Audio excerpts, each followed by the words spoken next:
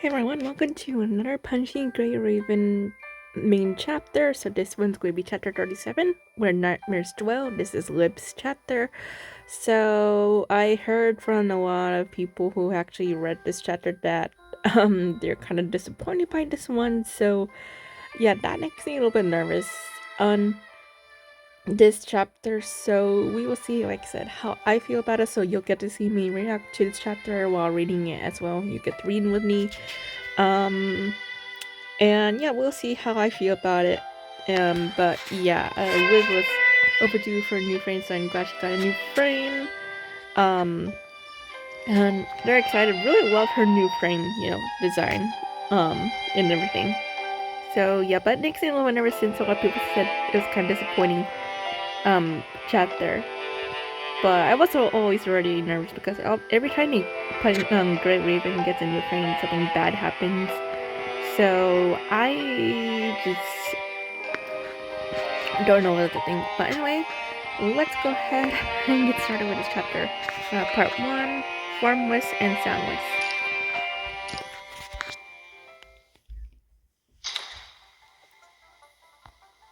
The blinding array of lights flickers on.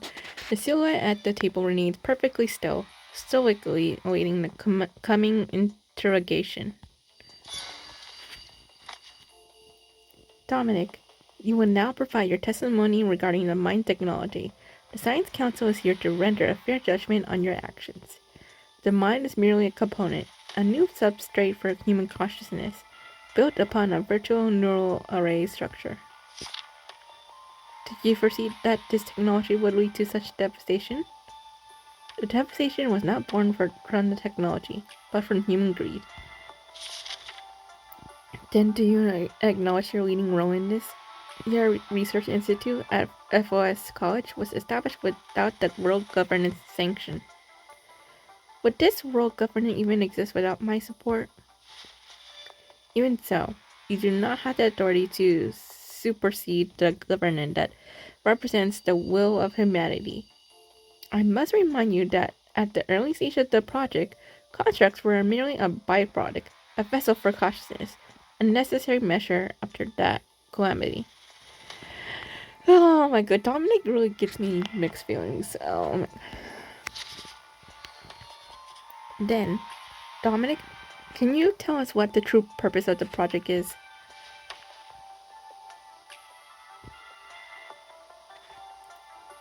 What is the nature of the threat the contracts pose to humanity?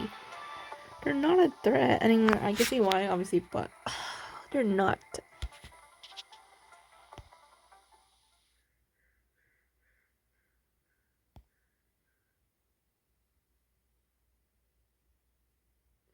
Darkness stains the entirety of the visual field, absolute and without form. The concept of time dissolves into irrelevance, while the very notion of space feels like a forgotten dream. All is swallowed by a profound and seamless nothingness. A sound like the heart of a glacier fracturing, and a hairline crack of light pierces the blackness at the edge of perception. Like a blade through taut silk, shards of impossible gold spill through the fresh wound in the void. The immutable boundaries shatter without a whisper, and a presence stares out from behind the nothing. Oh? An entity that defies conventional perception drifts in the chaos. It's raw, writhing mass, peering and surfing through the rupture. Without the rupture, indistinct fragments are scattered, each one glittering like a brilliant gem. It gazes upon the light that is an intruder here. Its approximation of a month contorting, struggling to shape a sound. Huh? Is it mutter? Mom? A young child sits on a lawn, a miniature gardening trowel in her hand. Sensing something sharp, she looks up toward the sky. Don't look directly at the sun, Liv. It will hurt your eyes. Before the child's eyes can feel any pain, a woman's warm, soft hands gently cover them. Oh my god, Liv! Okay, Mom. The sting from the bright sunlight gradually fades. Sensing her curiosity, her mother adjusts her hands, creating small gaps between her fingers. Whoa! This new way of seeing the world is fascinating. With childlike excitement, she eagerly peers through the gaps. In the backyard, everything looks the same as always, yet somehow different through this special perspective. The garden is filled with greenery, lush shrubs, and fragments, flowers in every corner. Calliope stands at the kitchen doorway, smiling as she watches them. Nearby, the old sheep bell bleats merrily while chewing on something. The honeysuckle flowers Liv had planted not long ago. Belle, don't eat my flowers!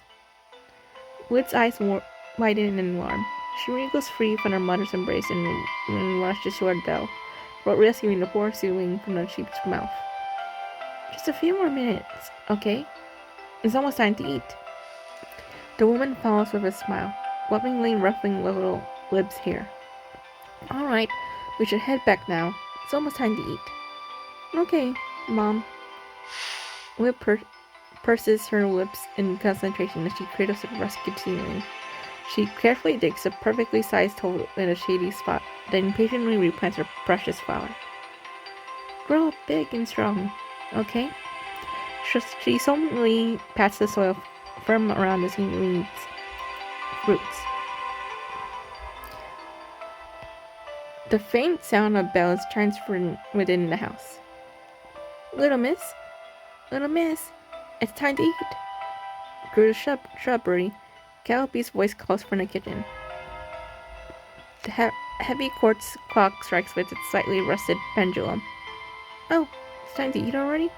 Sorry, Callie, I'm coming right away. What? The moment she rises to her feet, a chaotic beam of light pierces the azure sky. In an instant, the world around her is swallowed by a blinding, silent light. The old sheet's bleeding a severed mid-cry. Liv forces her eyes open only to find that Belle, who had been peacefully grazing on the lawn, has utterly vanished. Belle?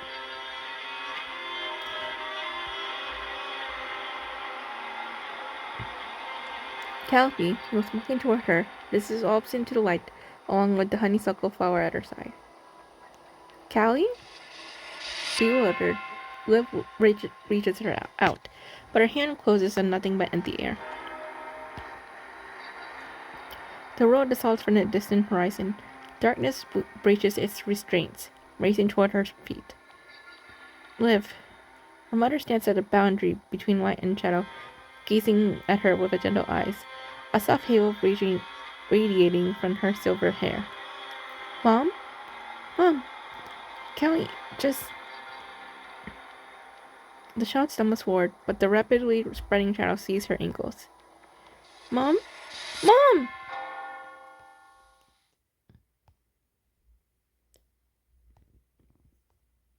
Liv jolts awake. Ugh. Her visual module rapidly auto-adjusts, calibrating to the current environment. She's sitting alone on a speeding train. What? Why? Are we there? Please tell me we're there.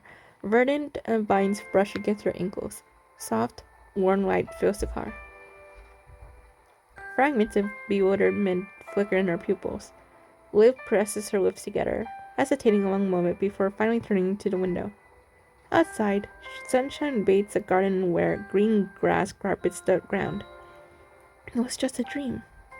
Liv whispers softly, seemingly relieved. Yet her eyes don't clear. Instead, they grow even hazier. As the train pushes forward, new visions materialize outside the other windows. Countless shards of dreams float outside. A garden, sheep, and her mother. Honeysuckle flowers. Belle, a long-haired woman with an indistinct face. The windows act as dream-catching grids, firmly trapping these fragments outside. Mom.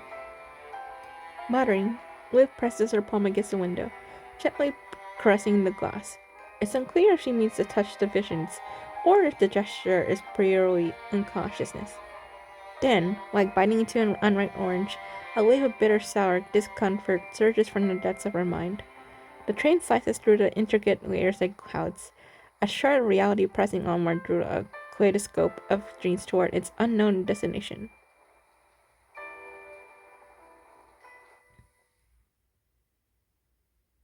Okay, now we start.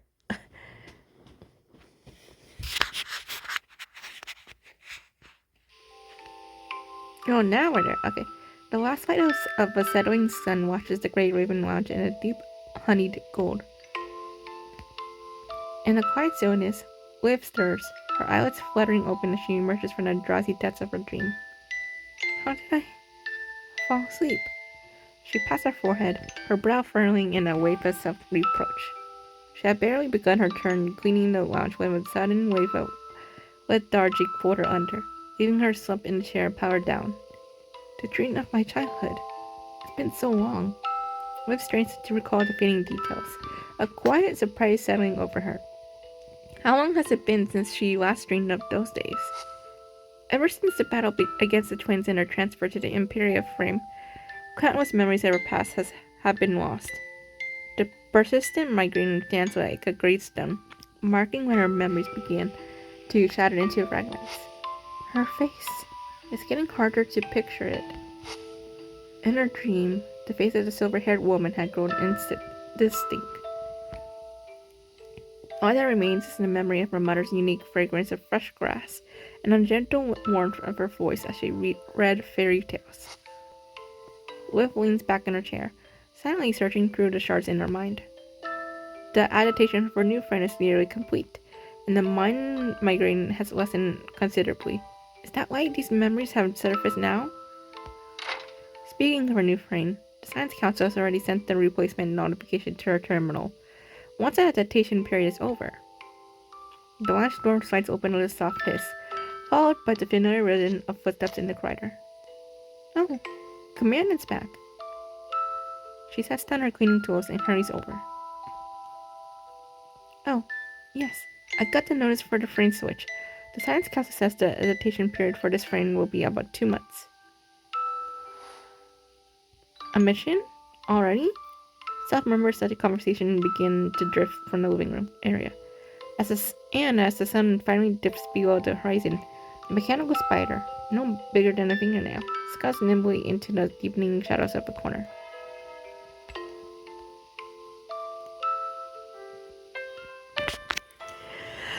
Oh, okay. Interesting start beginning. Oh my goodness. I'm nervous.